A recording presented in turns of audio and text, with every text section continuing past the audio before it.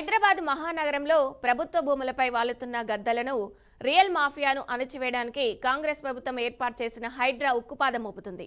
ఇప్పటికే వేల కోట్ల రూపాయల విలువైన భూములను కాపాడిన హైడ్రా తాజాగా మరో భారీ కబ్జా యత్నాన్ని అడ్డుకుంది.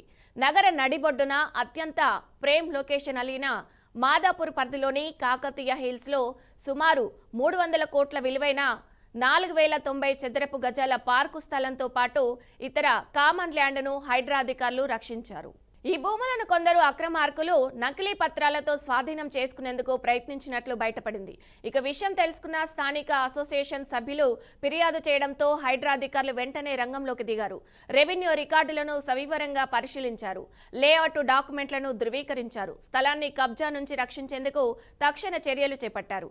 అధికారుల పరిశీలనలో ఈ భూములు 1979 లేఅవుట్ నిబంధనల ప్రకారం ప్రజా అవసరాల కోసం కేటాయించిన ఓపెన్ ప్లేసు పార్కు ల్యాండ్ అని స్పష్టమైంది. అధికారుల చర్యతో కబ్జాకు గురవుతున్న ఈ స్థలాలను అధికారులు కాపాడడం, దాదాపు 300 కోట్ల విలువైన ప్రభుత్వ భూమి హైడ్రా అధికారులు రక్షించడం నగర వ్యాప్తంగా సంచలనంగా మారింది.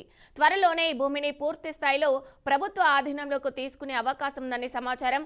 అయితే పార్కు స్థలాన్ని కాపాడడంతో భవిష్యత్తులో స్థానికంగా నివాసముండే నివాసులకు గాలి, వెలుతురు, పిల్లలకు ఆడుకునే ప్రదేశం అందుబాటులో ఉంటుందని చెప్తున్నారు.